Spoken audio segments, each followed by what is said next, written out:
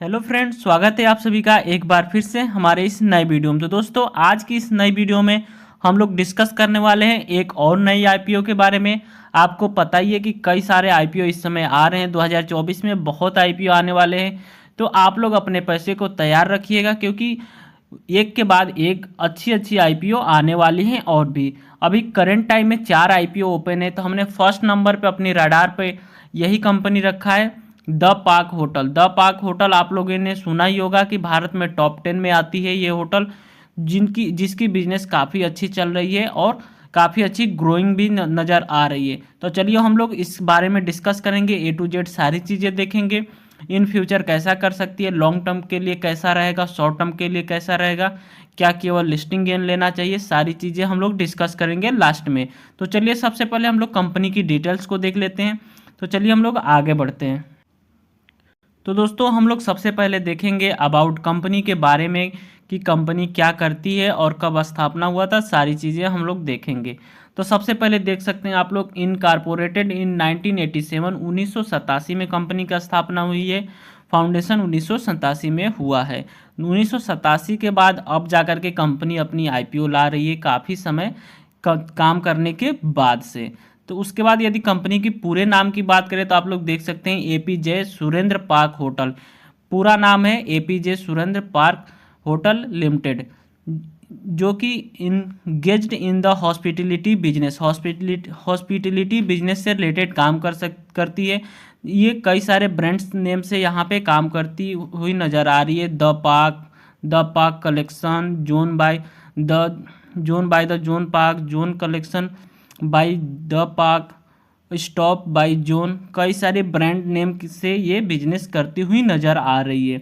यदि हम लोग बात करें कंपनी के पास कितनी होटल्स हैं, तो ये इस कंपनी के पास लगभग 30 से भी अधिक होटल देखने को मिल रही है और 80 से भी अधिक restaurant and bar, night club भी है। और कंपनी में एम्प्लॉय की बात करें तो 1900 से अधिक यहाँ पे कंपनी में एम्प्लॉय काम करते हैं और 2200 से 2300 तक कंपनी के पास रूम्स अवेलेबल है। कंपनी काफ़ी अच्छी ग्रोइंग कंपनी नज़र आ रही है।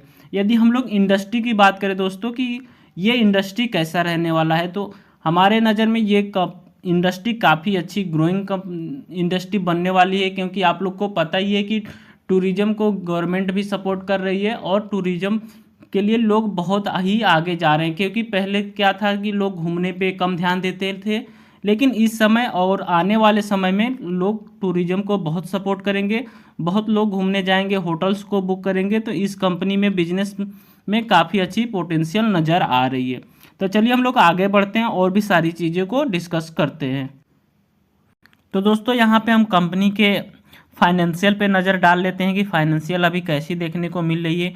लास्ट 3 ईयर का फाइनेंशियल देखेंगे आप लोग, इधर की साइड को इग्नोर कीजिएगा क्योंकि ये केवल 6 मंथ का डाटा देखने को मिल रही है। तो हम लोग बात करते हैं सबसे पहले 31 मार्च 2021, मतलब 2021 में कंपनी की एसेट्स कितना था। एसेट्स की हम लोग बात करेंगे तो आप लोग देख सकते हैं 1280 करोड़, उसके बाद 1275 थोड़ी बहुत गिरावट हुई, फिर 1361 थोड़ा बहुत इंक्रीमेंट देखने को मिला। रेवेन्यू की दोस्तों यदि बात करें तो रेवेन्यू आप लोग देख सकते हैं यहाँ पे 190, फिर 267, फिर 524 रेवेन्यू बढ़ती हुई नज़र आ रही है। उसके बाद हम लोग प्रॉफिट की बात करें, आफ्टर टैक्स काटने के बाद प्रॉफिट की यदि बात करें तो 2021 में आप लोग देख सकते हैं कंपनी को लॉस हुआ था 75 करोड़ का। फिर उसके बाद 31 मार्च 2022 की बात करें तो यहाँ पे 28 करोड़ का लॉस देखने को मिला है। में भी हो सकता है कि कोरोना की वजह से उस समय लॉस देखने को मिली हो, क्योंकि आप लोग को पता ही है कि कोरोना में होटल से और टूरिज्म से रिलेटेड बिजनेस को काफ़ी बड़ा नुकसान हुआ था, क्योंकि कोरोना काल में लोग इधर उधर जाना पसंद नहीं करते थे और जाना आना बंद भी था।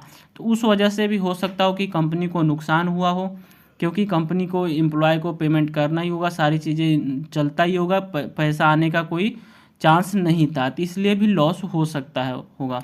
यदि इस समय की बात करें 2023 में, तो आप लोग देख सकते हैं 48 करोड़ का यहाँ पे प्रॉफिट देखने को मिली है। तो 2023 में कंपनी ने ग्रो किया है। और एक चीज़ और भी हो सकती है कि कंपनी जब आईपीओ लाती है तो यहाँ पे अपने प्रॉफिट्स को बढ़ा चढ़ाकर दिखाने की कोशिश करती है, तो वो भी हो सकता हो, थोड़ा बहुत चांसेस हैं। उसके बाद हम लोग दोस्तों बात करें नेटवर्थ की, तो आप लोग देख सकते हैं 536 करोड़ 2021 में, फिर 508 करोड़, फिर 555 करोड़। तो एक लेवल में ही देखने को मिल रहा है नेटवर्थ। उसके बाद रिजर्व एंड सरप्लस की बात करें तो 518, फिर 491, फिर 538, ये भी एक लेवल में ही नज़र आ रही है। उसके बाद दोस्तों मेन इंपॉर्टेंट चीज़ बोरिंग की बात कर लेते हैं कि कंपनी पे कर्जा कितना है। तो 593 करोड़, फिर 622, फिर 566 करोड़, यानी कि कंपनी के ऊपर बोरिंग काफ़ी अधिक नज़र आ रही है। कंपनी के हिसाब से कंपनी के ऊपर बोरिंग है। लेकिन एक चीज़ और है कि कंपनी आईपीओ लाने के बाद अपने बोरिंग को भी कम करने वाली है अपने फ्रेश इशू के अमाउंट से। तो ये एक प्लस पॉइंट है कि कंपनी यहाँ से पैसे लेने के बाद से अपनी बोरिंग को भी कम करेगी और अपने बिजनेस को भी बढ़ाएगी।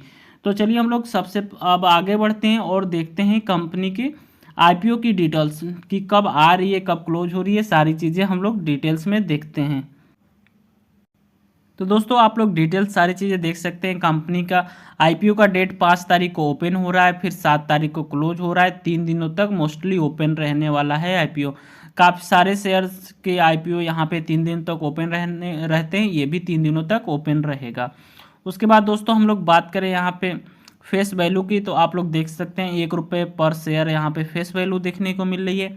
यदि हम लोग प्राइस बैंड की बात करें तो 147 से 155, मतलब 147 से 155 रुपये पर शेयर यहाँ पे आप लोग को देखने को मिल रही है प्राइस बैंड। प्राइस बैंड के हिसाब से लॉट साइज आप लोग देख सकते हैं 96 शेयर का यहाँ पे लॉट साइज देखने को मिलेगा। उसके बाद हम लोग टोटल इशू की यदि बात करें तो आप लोग देख सकते हैं 920 करोड़ का टोटल इशू देखने को मिल रही है। उसके बाद फ्रेश इशू की बात करें तो 600 करोड़ यहाँ पे फ्रेश इशू देखने को मिल रही है। 920 में 600 करोड़ फ्रेश इशू है और 320 crore offer for sale. Offer for sale का मतलब ये होता है कि ये शेयर्स जो 320 करोड़ है जो कंपनी के एग्जिस्टिंग शेयर होल्डर हैं उनके पास जाने वाला है, और फ्रेश इशू का मतलब हुआ कि दोस्तों 600 करोड़ ये कंपनी के पास जाने वाला है। कंपनी अपने हिसाब से यूज करेगी, अपने बिजनेस को बढ़ाने में, अपने बोरोइंग को कम करने में यूज करने वाली है कंपनी 600 करोड़। और 320 करोड़ जो एग्जिस्टिंग शेयर होल्डर हैं अपने शेयर्स को बेच रहे हैं उनके पास 320 करोड़ जाने वाला है। एम्प्लॉय डिस्काउंट देख सकते हैं 7 रुपये पर शेयर यहाँ पे एम्प्लॉय डिस्काउंट मिल रहा है। यदि आप लोग इस कंपनी की एम्प्लॉय हैं तो 7 रुपये पर शेयर पे आप लोग को डिस्काउंट मिलेगा। ये बुक बिल्ड इशू है। और अगर जो लिस्टिंग की बात करें कहाँ पे होने वाली है तो BSE NSE दोनों जगह लिस्ट होने वाली है। और शेयर प्री इशू शेयर यहाँ पे देख सकते हैं, पहले शेयर आने से पहले IPO आने से पहले इतना था, फिर आप लोग देख सकते हैं शेयर्स होल्डिंग पोस्ट इशू, मतलब इशू आने के बाद इतने शेयर हो जाएंगे। उसके बाद दोस्तों यदि और भी चीज़ें की यदि हम लोग बात करें तो आप लोग देख सकते हैं यहाँ पे IPO ओपन कितने को हो रहा है, 5 तारीख को क्लोज हो रहा है 7 को। अलॉटमेंट की यदि हम लोग बात करें तो दोस्तों आप लोग देख सकते हैं 8 तारीख को अलॉटमेंट होगा। 8 तारीख को पता चल जाएगा कि किन लोगों को शेयर्स के IPO मिल रहे हैं, किन लोग को IPO नहीं मिल रहे हैं। रिफंड की बात करें तो आप लोग 9 लोगों को यदि अलॉटमेंट नहीं मिलता है तो 9 तारीख को रिफंड हो जाएगा। Credit of shares to demat 9 तारीख को आपके अकाउंट में डीमेट अकाउंट में यहाँ पे क्रेडिट शेयर मतलब ऐड भी हो जाएंगी, क्रेडिट हो जाएंगी डीमेट अकाउंट में 9 तारीख को शेयर। और लिस्टिंग की बात करें फ्रेंड्स तो आप लोग देख सकते हैं 12 तारीख को लिस्टिंग होगी। 12 तारीख को पता चलेगा कि कंपनी कितने % पे लिस्ट हो रही है। उसके बाद आप लोग देख सकते हैं कट ऑफ टाइम क्या है UPI मैंडेट कन्फर्मेशन की, तो 7 तारीख को ही शाम 5 बजे तक आप लोग को कंफर्म कर देना है UPI के माध्यम से। तो यहाँ पे देख सकते हैं यदि हम लोग बात करें IPO लॉट साइज किसके लिए कितना है तो आप लोग देख सकते हैं यदि रिटेलर को एक मिनिमम के लिए करना है तो 1 लॉट के लिए करना पड़ेगा, मैक्सिमम 13 लॉट के लिए करना पड़ेगा। तो मैक्सिमम करने की कोई आवश्यकता नहीं है, आप लोग एक ही कीजिए, अच्छा रहेगा क्योंकि ओवर सब्सक्राइब्ड होती हुई नज़र आ रही है। यदि SHNI की बात करें तो मिनिमम के लिए 14 और मैक्सिमम की बात करें तो 67 और बिग HNI की बात करें दोस्तों तो यहाँ पे 68, मतलब कम से कम 10 लाख से आप लोग को इन्वेस्टमेंट करनी पड़ेगी बिग HNI के लिए। और दोस्तों शेयर होल्डिंग की बात करें कंपनी शेयर्स यहाँ पे IPO लाने से पहले 94% की यहाँ पे होल्डिंग नज़र आ रही थी। IPO आने के बाद से आप लोग को 68% की नज़र आएगी। तो सारी चीज़ें दोस्तों आप लोगों ने कवर कर लिया है, सारी चीज़ें आप लोग देख ही चुके हैं। और कंपनी का यदि हम लोग बात करें यहाँ पे परफॉर्मेंस की बात करें तो लगभग एक लेवल में ही नज़र आया है। लेकिन यदि हम लोग इंडस्ट्री की बात करें, बिजनेस की बात करें, तो इन फ्यूचर ओरिएंटेड बिजनेस नज़र आ रही है। तो आप लोग चाहें तो इसमें लॉन्ग टर्म के लिए भी जा सकते हैं, लॉन्ग टर्म के लिए भी कंपनी बुरी नहीं है, अच्छी है, इंडस्ट्री काफ़ी अच्छी है। यहाँ पे आप लोग को फ्यूचर में भी ग्रोथ देखने को मिल सकती है। लिस्टिंग गेन के लिए यदि हम लोग बात करें तो बहुत ज़्यादा लिस्टिंग गेन देखने को नहीं मिलेगी।